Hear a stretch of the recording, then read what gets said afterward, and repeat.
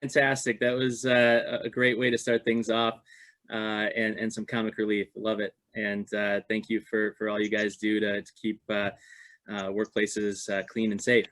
And we'll talk a little bit about that today as we talk about the future of work, as it applies to the workers themselves, the people that own companies, businesses, and buildings, how we prepare not only our workforces, but our tenants for getting back to work safely and productively.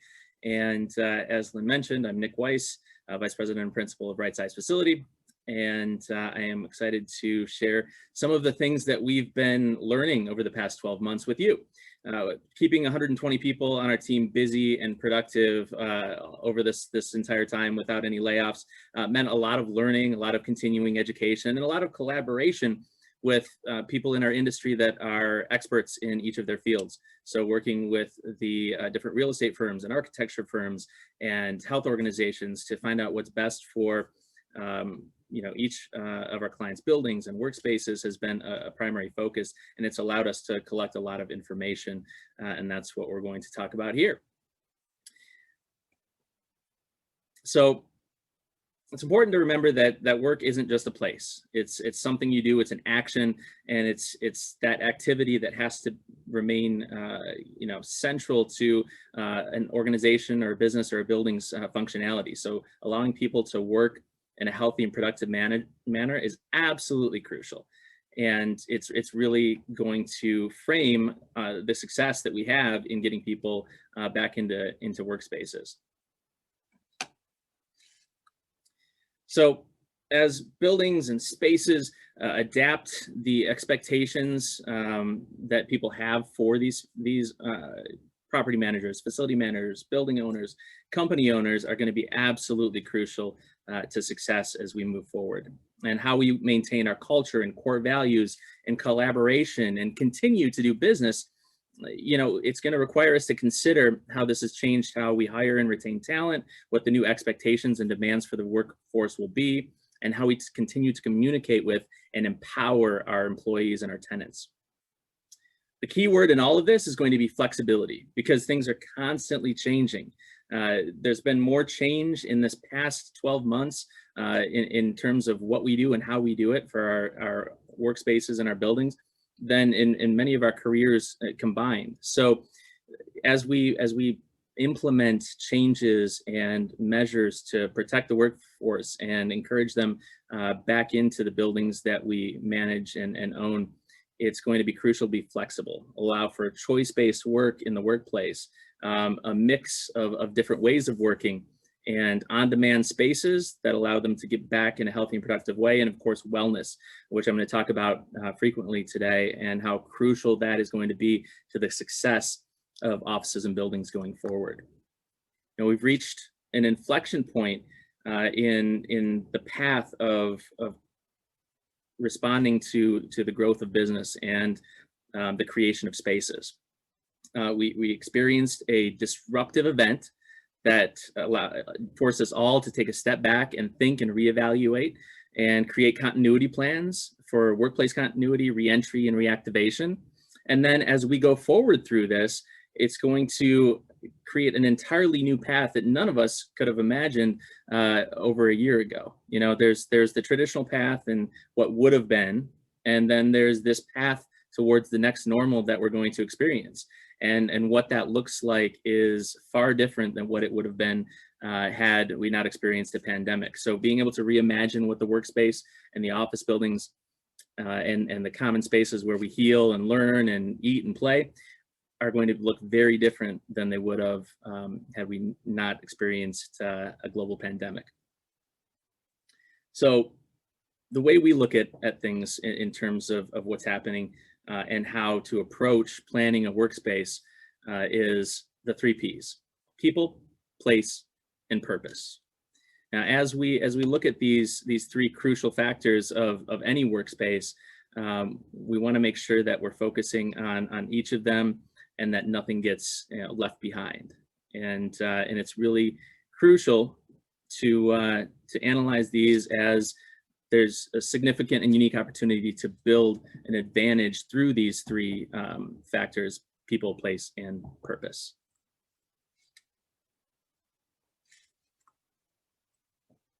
So one of the things that we have constantly been studying and reading up on and asking our clients, spread across all 50 states and many different industries, is how much time each week office workers plan to spend in various locations, because it's not just the office anymore, and it's not just working from home. There are other factors that come into play, and those other factors are going to take more prevalence as the workforce demands different ways of working and different comfort levels as well. So we anticipate that the office is going to constitute about 47% of people's time each week, with almost as much time being spent at home.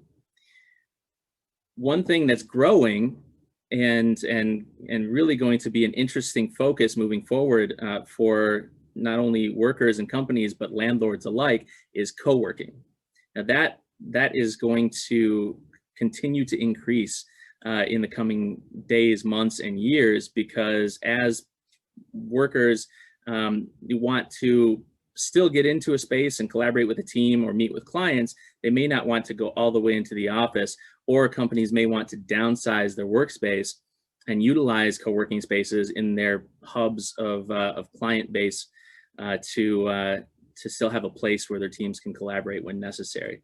And then other places like Panera, Starbucks, the beach are still going to come into play, or client sites are still a factor. So there's that other 10% wild card in there as well. But it's important that we address in all of these spaces the office workers' functional and emotional needs through communication, transparency, and empathy. And that's not true just for the office. It's so important that building managers and owners and landlords think about these things as they're preparing their buildings for people to return to work, and for all of the companies to return to some sense of full occupancy, because communication is essential as you're implementing various measures and amenities and safety protocols, so that the tenants feel that they're going to be safe coming back to work. They feel like they're valued as a tenant, and that property managers and facility managers are looking out for the best interests. Complete transparency that not every building is going to be perfect for a return to work post-pandemic. There are small elevators, there are doors that are difficult to retrofit with completely automatic entry. So as people return to work, a full transparency on how the building is to be utilized is absolutely crucial. And then being empathetic to tenants and employees and other workers within a building, that they're going to have differing degrees of caution and need for safety and just psychological approach to the return to work. So it's important that we address all of these things, not just for office workers or employees, but for buildings and tenants as well. And then the primary, concerns that each of these workers have are primarily health, safety, and well-being, which we'll continue to talk about. Remote work versus work from home, what an appropriate balance of that is, and what is going to be required by each tenant and their type of business. The purpose of place, how they're going to utilize the workplace or the tenant spaces, or any space within their building, what the best use of the space is while they're there, and why are they going into the workplace to accomplish those goals. And then business resiliency, how important is it for certain tenants to be back in the workplace? We've seen just a complete dichotomy within mortgage companies in Southeast Michigan. You've got one major mortgage company in Pontiac that is all back to work, and then you've got another one downtown Detroit that is completely remote. So it's not even necessarily predictable by industry alone. And every business is going to have to evaluate how functional they can be with certain mixes of working remote. And as we talk to 300 different clients a month, we're seeing a different approach to that return to work from every single client. And so we analyze trends, and there are certainly recurring themes, but at the end of the day, it's going to have to require flexibility and listening to each individual tenant and business, because some of them want to embrace that workplace and get back to work and function and collaborate in their office building. And others think they, at least for now, there may be a recoil, but at least for now, think that they can work primarily remote. So it'll be exciting to see how things pan out. But for now, we have kind of a 5-step plan to reboarding people, to reboarding clients into their buildings, into their tenant spaces, and it's important that that each company that does this, and really even each building team, understands the approach that each of their tenants are taking, so they can be part of this reboarding team and this conversation of how to get, especially the larger tenants, back to work in each building. So forming a reboarding team is absolutely crucial, making sure that there are points of contact that can reach out to the building, to the city's health entity for updated information, and then of course communicating that to the employees to get them back to work productively. Developing those communication protocols so that there's regular communication between the building, the reboarding team, and then of course the tenants, the employees. Listening to the employees' concerns is fundamental to this, and understanding where they're coming from and what percentage of your workforce feels comfortable going back, wants to work remote, and then of course analyzing the business function of each of those to make sure that their desires match up with their productivity. And of course preparing the workplace to be a welcoming environment, from the second you pull into the parking lot to walking through the doors and greeting the security desk, entering any restricted areas, occupying and riding an elevator, navigating the bathrooms, the common areas, the tenant spaces, the amenities. We want the spaces to be welcoming when they can be opened, and of course politely closed off if it's too soon for them to be available. And then measuring the metrics as they unfold, understanding how you can operate under these criteria, and rebuilding accordingly. Many companies are already responding to the fact that they've got 20, 40, 50, 60, 80% of their workforce working from home, and they're rebuilding their corporate structure as a result. Some companies are pulling back out of 20, 40, 60,000 square foot spaces and occupying 4, 5, 6,000 square foot spaces for the executive team, some drop-in working, and then collaboration space, and then utilizing co-working for other ways of work outside of that. The place itself is what many of us focus on, whether it's furniture or cleaning, access, the building itself, the mechanical elements within the building. These are the things that many of us in BOMA focus on. So place is absolutely crucial to the success of returning to work post-pandemic. In terms of occupancy, we're seeing different expectations come together. 66% of employees are expecting to be able to work from different locations post-pandemic, whether that's home or a co-working space. They see that flexibility is key, and they don't necessarily need to be in the office. Half of the workforce wants to be both in the office and remote, and 1 in 3 employees are expecting less density and some physical separation in the workplace. So not everybody expects to come back to a completely different layout, but at least 33% of people are expecting that and want that to be something that's happened before they return to the workplace. But half of the team is anticipating a hybrid work environment where they're in the office half the time and at home or remote the other half. A quarter of workers want to work exclusively in the office, and then the other 3 quarters want the ability to come into the office. So 24% of people are saying that they absolutely want to get back into the building and work in the office full time. And then the other 3 quarters are saying, I want the ability to, but I don't see myself coming back full time. And it's going to really be up to each individual tenant and business structure as to how they address that huge discrepancy between the excitement of only a quarter of the people getting back to work and everybody else saying, I could live without the office. And then about half of employees are expecting socialization spaces to boost their experience in the office. So people right now are craving interaction. So whether they're already in the office and 2 days a week and getting all of their collaboration and creativity outlets from those 2 days and working with their teams, or whether they have yet to go back and are absolutely craving that interaction, that communication. At least 49% of people surveyed are expecting socialization spaces as a crucial part of their return to work. And that's something that we're seeing as we address spaces.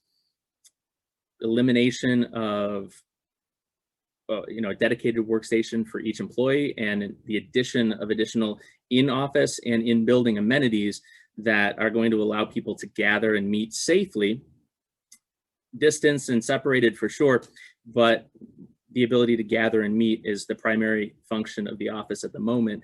And so allowing them to do that safely and giving them the spaces to do that is absolutely crucial at the moment. And so as we return to work, we're going to see 4 types of space within the working sphere. So you could be working from home. You could be working in an on-demand space like a co-working space or a coffee shop. You're going to be working in the main office or in a satellite office that we're seeing pop up all over, especially companies that have a large central headquarters or a downtown location. We're seeing more and more people create smaller offices in the suburbs that prevent their teams from having to deal with traffic when they want to get together and work as a team. Not just traditional co-working spaces, but co-working spaces are popping up that allow teams to work on a specific project. So there's a space that's gaining in popularity where they've even gone so far as to add bunk beds and a bathroom and a kitchen into a co-working suite that you can rent as a team to come in, get COVID tested, and then quarantine together for weeks at a time until your project is complete. So we're seeing this in tech and automotive and mobility and battery solutions. So co-working is adapting for this, and we're seeing all kinds of innovations come out of the pandemic that likely wouldn't have existed before. And then amenity expectations are absolutely crucial. What are our tenants and their employees demanding from us as we bring these buildings back online, or as we remodel and adapt our buildings to the new way of working? And we're seeing a huge demand for health and wellness. So 78% of tenants are saying that they want some sort of health service as an amenity in their building. 77% want advanced food services, healthy alternatives, easy access to food throughout the day.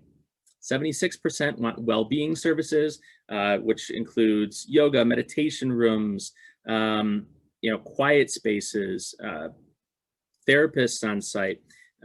Because the pandemic has created an increased need for mental health and stability, having those services within buildings has become a need that we didn't often think about before this.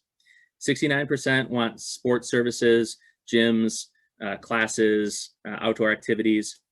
68% of tenants are saying they want service desks like IT help, Geek Squad type amenities, concierge, things like that. 66% want mobility solutions, and whether that's easy access to public transportation, bike racks, rentable scooters, ride shares.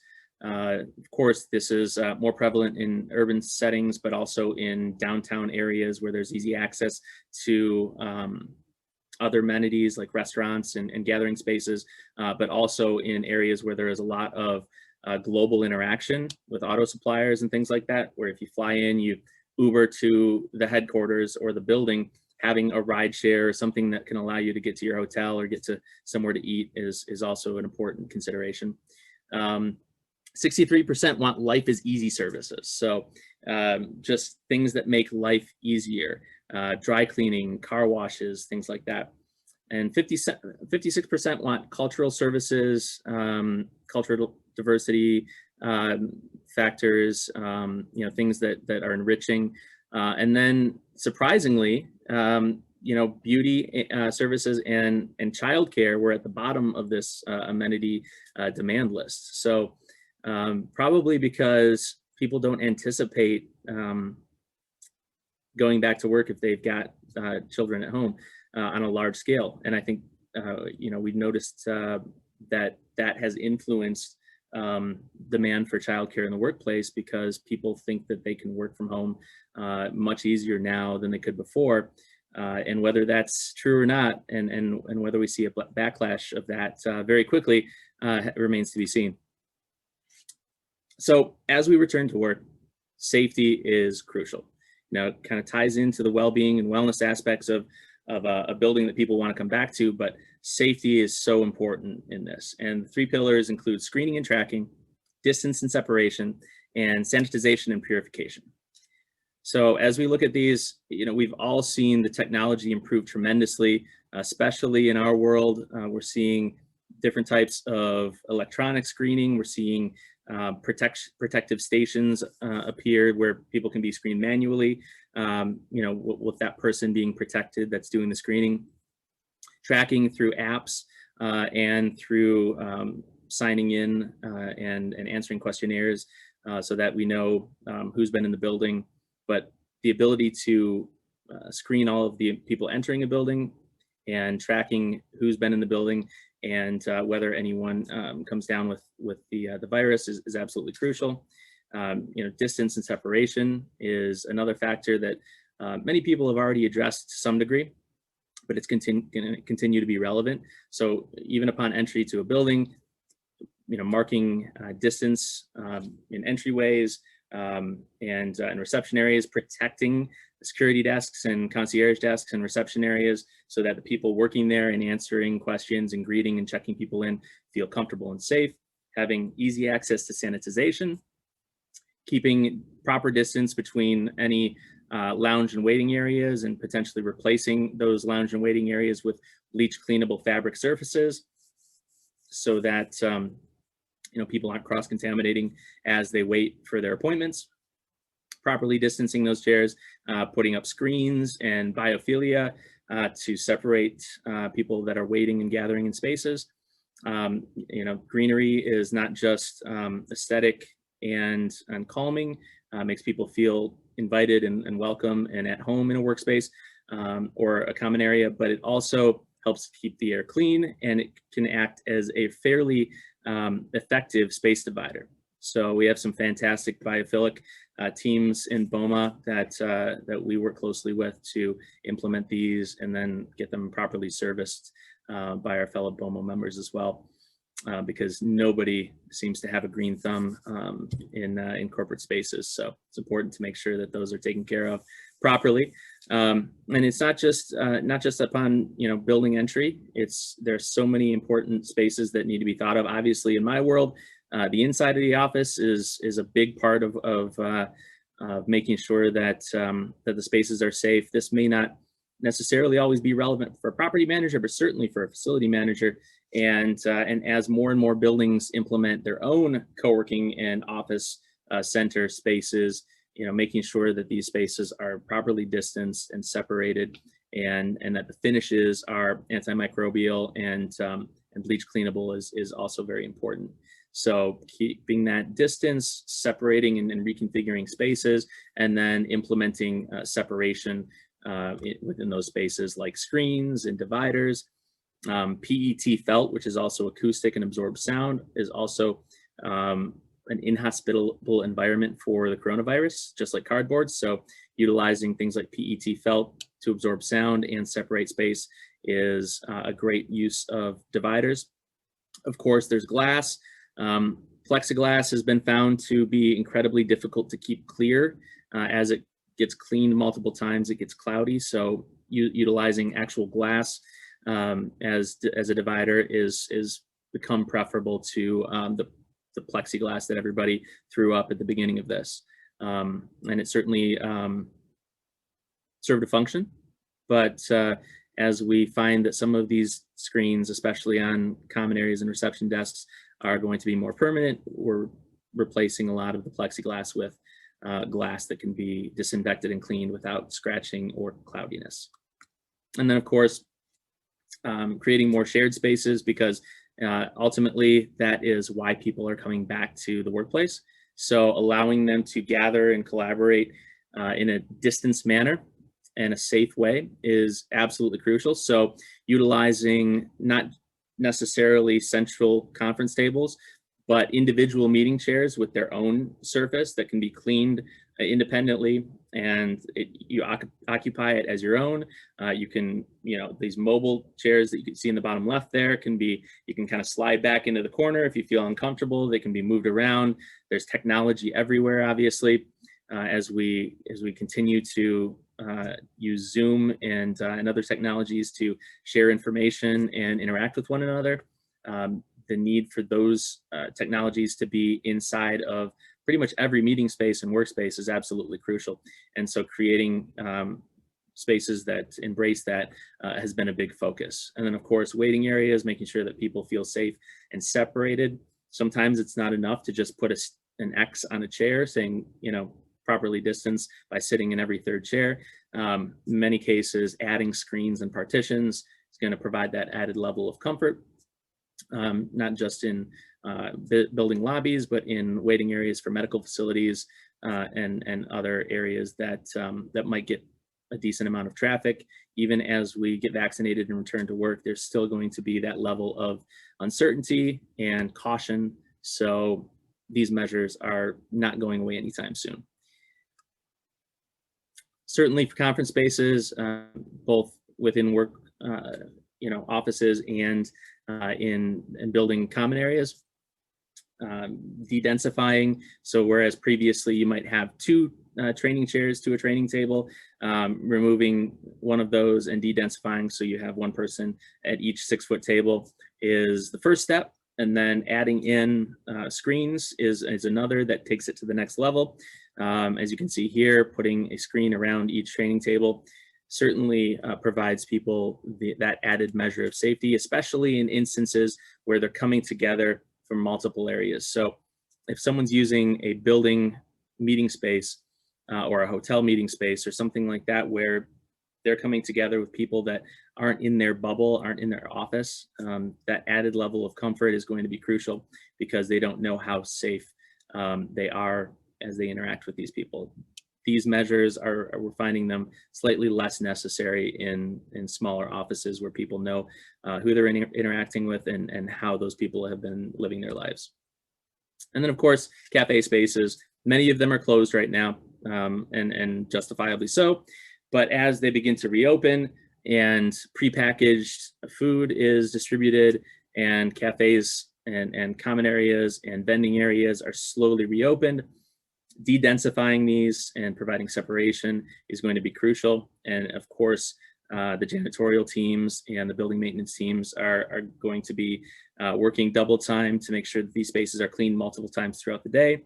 But that first measure, of course, is de-densification, moving the tables away, putting some of them in storage, and then removing some of the chairs and creating flow through the space. So anywhere in a common area that people gather or interact, that you can create a single direction of flow, it's absolutely crucial to do so. So if there are two doors in a cafe, making one an entrance and another an exit so that you minimize the amount of interaction a person has as they walk through that door, then you're just adding another level of protection and safety to that space and that environment. And of course, implementing safety solutions. We're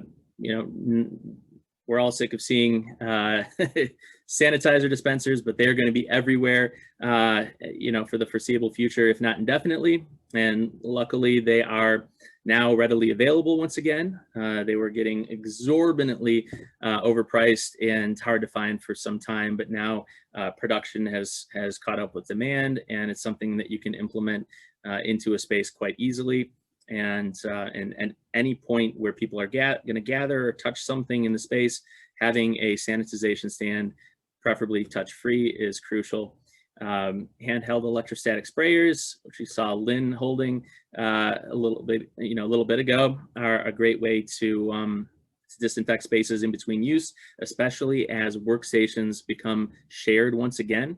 It was a trend, especially for sales teams and drop-in teams at companies for quite some time. But as people take less space, or as people separate the employees that are going to be working full time, or create more collaboration space within their offices, they're going to create more shared desks to reduce that footprint of the actual workstations. And so the need to clean those multiple times throughout the day, or at the very least at the end of every day, as that desk gets cycled through to someone else, is going to be absolutely crucial. We're seeing a lot of companies implement a shared desk system with no storage, a hook for a backpack or a briefcase to keep things off the floor, nothing on the surface, a monitor up and a monitor arm that you can plug your laptop into, easy availability of wipes and sanitizers, and then a bank of lockers that are assigned so that when you put things in your locker, you know that you're the only person that's occupied that, and that's your space. We're seeing an incredible influx of demand for that type of workspace. So as things continue to change, so will the workspace. So UV germicidal lights, so UVC lights, while they're not for use during the day, having task lights at the workstations that one can turn on when they leave at night is a great way to sanitize the space, as long as precaution is taken, because UVC is not something that you want to be around when it's on. It's one of the reasons that New Zealand has had some of the fewest cases of coronavirus in the world, is because they happen to exist under a hole in the ozone layer. So New Zealand has a tremendous amount of UVC light shining down upon them. So while they have one of the highest skin cancer rates in the world, they have the lowest amount of coronavirus because, at least during warmer weather, because they're outdoors, the sun is helping to eliminate some of the virus. And so it's kind of a fun fact there.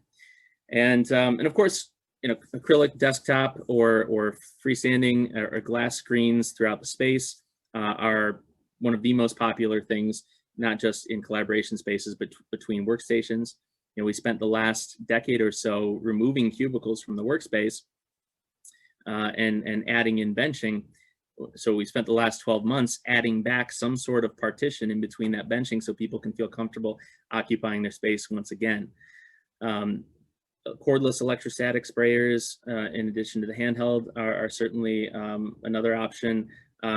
Door pulls and openers, like tote opener or this arm opener that you can see here that can go on the handle. Whether you're opening it with your foot or your arm, having a way to not touch a handle is a great way to outfit a facility that can't be automated.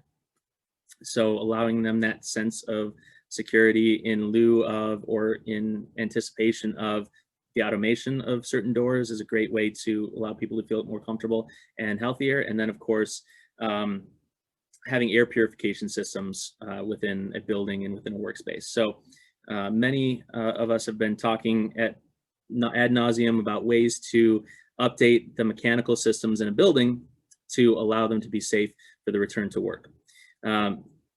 It's nearly impossible to implement large-scale HEPA filters into a building because it overloads the fans. You can't push air through a HEPA filter for a commercial office building, but or at least not a high enough quality HEPA filter. But because a HEPA filter doesn't really capture all of the coronavirus anyway, which is incredibly tiny, when you consider the millions and millions of people that have been infected with coronavirus, as well as the 2.5 million people that have died. If you add up all of the virus and gather that together, that has either infected or killed somebody in the entire world in the last year and a half, all of those viruses would fit into a single can of Coke. So, putting that into perspective, it's one of the tiniest pathogens and enemies of a healthy workplace that we have to deal with. So HEPA filters are not the only, or they're not a sufficient solution. So having a UVA or UVC LED photocatalytic air filtration system, either in the HVAC system or in the workplace themselves, or in the bathrooms or in the common areas. There are wall-mounted in-wall units. There are freestanding units that you see here that can be placed within workspace. This particular one Services an area of about 2,200 square feet. There are some that are smaller for private offices. There are some that are larger. And then of course, there are those that can be retrofitted into the duct system of a building's HVAC system. But using UVA and UVC light to actually kill the virus is really the only effective way to prevent it from circulating through a building. So many building engineers have been dealing with this for the last 12 years. And as tenants start to reoccupy the office, it's a great way to make people feel safer within the office space itself. And mobile units like this can be moved around the office for larger gatherings, just to provide the added level of comfort. And of course, clean air is absolutely crucial. So the four components of any effective system are going to be that pre-filter to eliminate dust and dirt, activated carbon for chemicals, odors, pollutants, and then the HEPA filter to take that to the next level with bacteria and other pathogens. But then having that UVA LED photocatalytic system or UVC light is absolutely crucial to killing the virus, which is what we have to do. Otherwise, we're just recirculating it throughout the space. So we've talked about people, we've talked about place. Now purpose. Why are people going back to the office? How are they using it? And what is the workplace going to be all about? An incredible amount of change has happened in the last 12 months. Businesses were forced to embrace a tremendous amount of change, of new ways of doing things, of reevaluation of how they work. And so we're looking at this in terms of 3 different ways of working that a person can choose. Office space, flexible, or remote. And as they do this, it's important to anticipate how we are going to design or create a space that supports that work. So when they get back to the office, we know how to make a building safe. We've talked about that, de-densifying, protecting, cleaning, creating collaboration spaces so they can gather when they get there, supporting them as they get back to the office, not just at their desk, however they're going to be working, but at home. So we know how to make a person productive and healthy at their desk, right? We know ergonomics are crucial, a comfortable chair, a monitor arm, keyboard tray, technology support. But many people are still working from home and have been for 12 months at their dining room table. And it's astonishing to think that there are so many companies out there that have just allowed that to be the norm. And so if a corporation or an entity is allowing people to continue to work remote indefinitely, it needs to be addressed, on a wide scale, how these people are going to work productively. And in some cases, that's as simple as the employee being able to pick up their chair and their monitor arm and any other accessories they need from work. Most people did that really well with laptops and monitors and technology and their phones and their headsets, but it wasn't always addressed for the other factors like their chair or their footrest or their keyboard tray or their monitor arm or their height adjustable desk. So if people are going to work remote for a long period of time, something has to give, whether that's a wide scale program to get them what they need at home or the ability for them to take their existing items with them in a program in place to allow them to pick that up conveniently or have someone deliver it. And then of course there's that flexible work environment and creating a membership or the ability for them to work in a co-working space. And then as we create the spaces that they're going back to, making sure that there's a community-centric design, that ability for them to gather and meet productively, which is what they've been craving over these past 12 months, making the workplace and the building that they're going to an experience, allowing them to gather and enjoy work, to celebrate things, is going to be absolutely crucial as they come back to the workplace. Because while they might not be spending as much time there, the time they spend is going to be far more valuable because it's the opportunity for the business to keep them happy and engaged.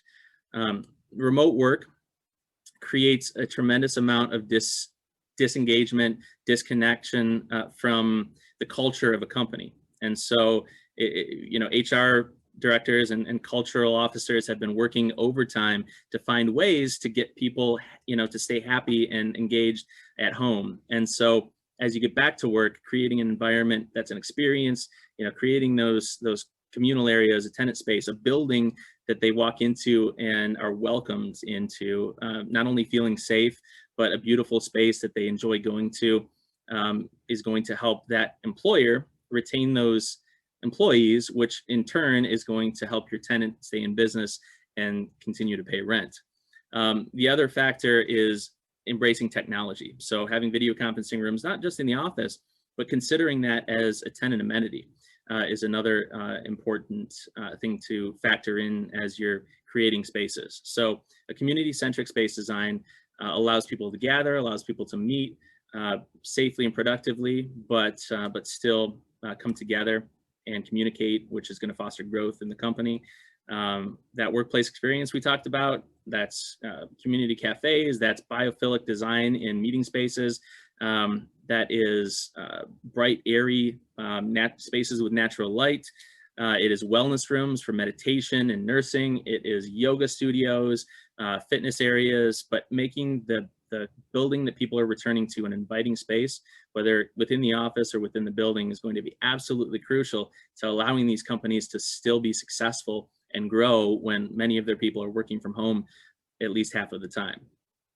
And then those video conferencing rooms I mentioned, some are as simple as creating a video conferencing ability in an existing conference or gathering space, but then turning smaller rooms into Zoom rooms where you've got a couple chairs and TV, where the table terminates into a wall, and then things that are easier to implement without putting up walls or demising spaces is, a simple freestanding phone booth that's soundproof, has power, a fan, an LED light, and allows somebody to go in there with their laptop and have a non-disruptive Zoom call outside of the office. Is a great way to provide an additional inexpensive and easily placed amenity for your tenants who might not have enough meeting rooms or enough spaces for their people to take a private call with a client or a team. And so ultimately, the future of the workplace has got to be flexible. We need collaboration, connectivity, and community to thrive. It is absolutely important for flexibility, not just in the tenant amenity space as we adapt to getting back to work and being able to change with the lessening restrictions or with the needs of your tenants, but allowing them to gather and collaborate, not just in their office, but within the community spaces, because in many cases, until you can convince a tenant to take more square footage, they might be limited in the amount of gathering spaces they can provide their team in their office. And then creating a sense of community, not just within the team, but within the building, and really being communicative and engaging the tenants so that they feel welcomed back to the space. And then the future of the workplace is also healthy. Healthy buildings are going to garner healthy returns. And those that focus on tenant well-being will outperform those that don't adapt to a post-pandemic environment. So embracing change and embracing the fact that, a building manager or a business owner is going to have such an incredibly strong impact on the health and well-being and attraction and retention of tenants and workers into their space, that it's one of those things that it's either adapt and thrive or remain the same before that inflection point and suffer the consequences. So creating those flexible, healthy spaces is the absolute most importance as we get people back to work and get tenants back into our buildings. And I and my team are here to help anyone that's struggling through that or just wants to talk more about this, because this was kind of a high level overview of what we're seeing and what the important points are, but there are about 5 more hours of content that I could give. So hopefully you found something useful in this, and I'd love to hear any questions or comments or conversation points that you guys might have. Thank you very much, Nick. We do have a couple questions. The first one, what changes are you seeing in workout spaces that existed in buildings prior to the pandemic? Great question, BA. So Gym spaces are actually the ones that are allowed to function are actually being utilized pretty heavily because people are resisting the urge or afraid to go to the Lifetimes and the LA Fitnesses and or the Royal Oak Gym that never closed even during the complete shutdown. Drove past it every day and the parking lot was full. So people that are still remaining cautious are afraid to go to those places that are overpopulated. So we're seeing a lot of use in office gyms, especially early in the morning when people are, assuming that it's a little bit safer. But we've implemented screens in between the equipment, so that has been an easy fix because the stuff is heavy. Oftentimes, there's not another place to move it, or it's wired into the floor and not easy to move. If a space is large enough and has enough equipment, cordoning off every other unit has been an effective tool. We've seen the implementation of several air purification units. So that unit that was on that slide that technically can clean 2,200 square feet. We're seeing 4 of those in the 4 corners of a 2,200 square foot gym, just because people want that ability to feel safe. So communicating to them that those things are in that room and cleaning the air constantly, because if a unit like that can cycle the air through 2,200 square feet in about 70 minutes, then 4 units, you're able to clean the entire space in a quarter of that time in just over 15 minutes. So implementing those things and communicating those things that you're implementing to the tenants as you allow them to start using those spaces again is crucial. So air purification, sanitization wipes everywhere, and creating barriers or elimination of units or separation of units has been the other factor. But those that are implementing all of those measures are going to see the biggest returns on people getting the most out of those spaces. But I think you'll find that if it's closed now, when you open those spaces in your building, you're going to see as much, if not more, use of those because people are afraid to use the ones that have 200 people in them. Thanks, Nick. Are you seeing any interest in outside working areas? If so, what might that include? Yes. So like I am here. Exactly. That is beautiful. Obviously people are working outside from their cottages or down south, but when they come back to work, as spring comes back, you're going to see a huge demand for outdoor gathering spaces, meeting spaces. When weather was nicer in the fall or the summer and fall, we were turning smoking areas into workspaces and adding patios. The cement pouring guys were extremely busy adding patios, and then we were furnishing them and putting pergolas and pavilions and power in outdoor spaces so people could gather safer. So that's going to be a fairly permanent addition to the way people work on spaces. So I'm glad you brought that up. It wasn't something I had time for, but it was a huge addition to the way we plan spaces. And so rooftops, balconies, and patios were 10 times more popular in this past year while the weather was nicer, or as we're planning spaces going forward, than ever before. So allowing for technology in these spaces, so having screens and awnings and pergolas that can filter the sun so people can use their laptops and Zoom screens, using outdoor TVs that are protected from the elements but still allow them to have Zoom meetings or present things is another way to provide an amenity space to your tenants. Or if you have an existing patio that just needs upgraded, it's a great opportunity to provide that to people within the building without having to add any square footage, just really updating some fixtures and educating the tenants that it's there. Great. Do we have any other questions? Nick, thanks again for a great presentation. Just a reminder, everybody, we will be back on Thursday for building shutdowns and unintended consequences. And Nick's presentation today will be posted on the BOMA website under Education on Demand. Again, Awesome. Thank you all. Have a safe afternoon. Thank you so much. Take care.